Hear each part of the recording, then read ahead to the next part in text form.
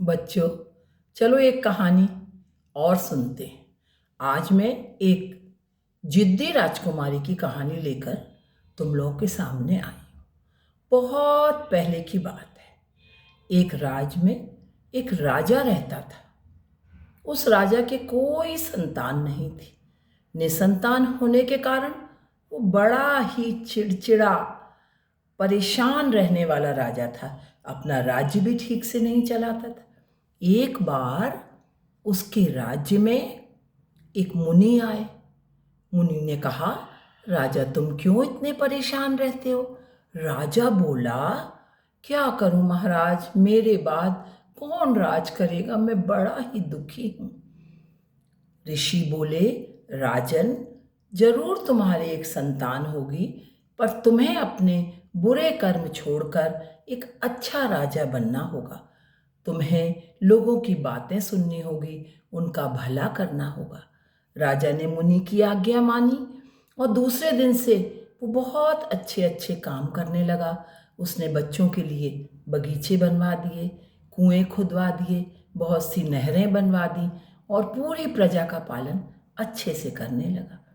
एक दिन फिर वो मुनि आए और बोले, राजा तुम बहुत अच्छे राजा हो गए हो, इसलिए अब वह समय आ गया है जब तुम्हें एक संतान होगी, परंतु तुम्हारे पुराने बुरे कर्मों के कारण वह थोड़ी क्रोधी होगी।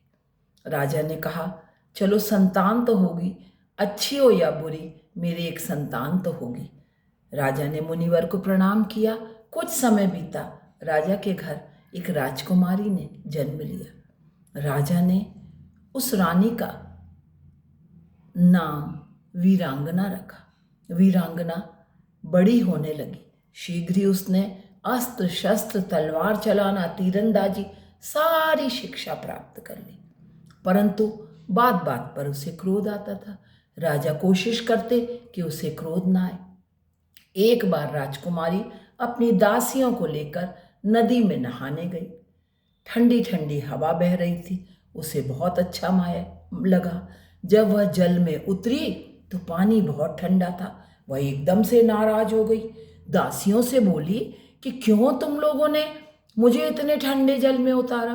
बेचारी दासियों को क्या मालूम था कि पानी ठंडा है, पर वो क्या कर सकती थी।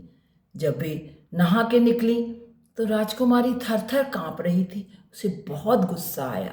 उसने कहा कि तुरंत कोई इंतजाम करो, मुझे ठंड नहीं लगना चाहिए। घर बहुत दूर था। दासियों ने कहा, कुछ घास फूस इकट्ठा करके जला लेंगे, जब आंच जलेगी तो हमारी ठंड दूर होगी। पास में ही खेत थे। खेत में धान खड़ा था, पीला पीला धान। राजकुमारी को ऐसा लगा मानो कि घास फूस खड़ा है। उसने कहा, वो देखो, वो घास फूस है, उसे जलाओ। दासियों ने कहा, नहीं राजकुमारी, यह घास फूस नहीं है, यह अनाज है, इसमें से गेहूं के दाने निकलेंगे। पर राजकुमारी क्यों मानने वाली थी? उसने कभी खेत और धान देखे ना थे। उसने कहा, नहीं नहीं, मेरी आज्ञा है, जाओ इसी घास फूस को जलाओ।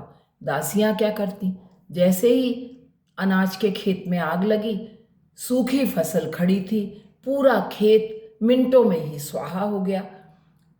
राजकुमारी ने तो अच्छी आंच तापी और घर लौट गई और उसने अपनी सारी बात अपनी माँ को सुनाई। उसने सोचा, मैंने बहुत अच्छा उपाय किया था, माँ बहुत खुश होगी।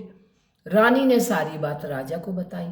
राजा सुनकर बहुत दुखी और उदास हुआ, क्योंकि अच्छा करते करते अब उसकी अच्छा करने की आदत बन गई थी। उसने सोचा, किसानों की मेहनत पर इसने पानी फेर दिया। दूसरे दिन हाहाकार करते वो किसान राजा के दरबार में आए। बोले, महाराज, हमारी सारी फसल राख हो गई, हम क्या करेंगे? राजा ने उन्हें बहुत सारा धन देकर विदा किया। बोले, परंतु राजकुमारी की सजा अभी पूरी नहीं हुई है, राजकुमारी को बुलाओ। राजकुमारी को बुलाया गया। राजकुमारी हंसते हुए बोली, तो क्या हुआ, इनकी फसल का इनको पैसा दे दीजिए। राजा ने कहा, नहीं, यह श्रम का महत्व तुम नहीं समझोगी। यह बहुत श्रम का महत्व है। जब साल भर किसान मेहनत करता है तब वो अनाज के दाने का मुंह देखता है। जाओ, तुम्हारी सजा यह है कि तुम खुद जाओ, उन खेतों को तैयार करो, उनमें बीज बो, फसल तैयार हो। जब फसल तैयार हो जाएगी तभी तुम्हारी सजा पूरी होगी। राजकुमारी बहुत गिड़गिड़ाई, बहुत रोई, पर राजा ना माना। उसने कहा, जाओ।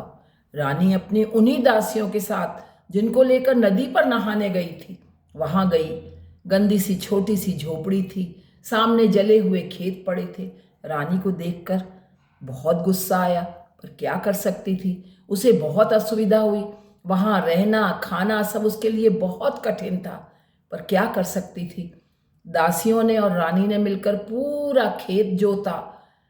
उसके हाथ में लाल लाल निशान पड़ गए, कंधे दर्द होने लगे, सिर दर्द होने लगा, पर वह कुछ नहीं कर सकती थी।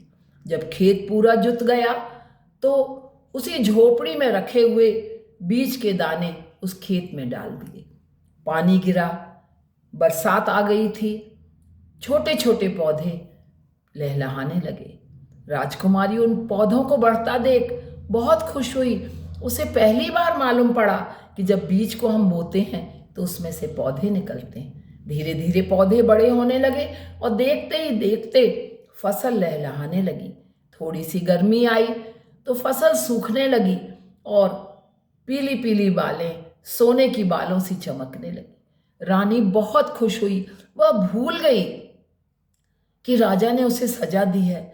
उसे उन बालों को देखकर इतना हर्ष हुआ कि वह बहुत बहुत खुशी से नाचने लगी।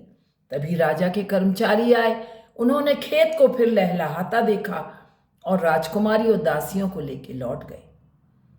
उसने जाकर राजा से कहा, पिताजी, मैं बहुत खुश हूं कि आपने मुझे उस खेत में भेजा। मुझे मेहनत तो करनी पड़ी, पर मुझे श्रम का महत्व समझ आ गया। साल भर जब किसान मेहनत करता है तब वह गेहूं के दाने दिखाई देते हैं। तो बच्चों, राजकुमारी की तरह कभी किसी की चीज बिना पूछे मत उपयोग करना, बिना पूछे मत जलाना, और समझना कि जीवन में मेहनत करने का, श्रम करने का क्या महत्व है। कितनी मुश्किल से कोई चीज हमें मिलती है, हमें उसका उपयोग अच्छे से करना चाहिए, उसे संभाल के रखना चाहिए, और जिस व्यक्ति ने उसे बनाने में अपना पसीना बहाया है उसको भी महत्व देना चाहिए। Thank you.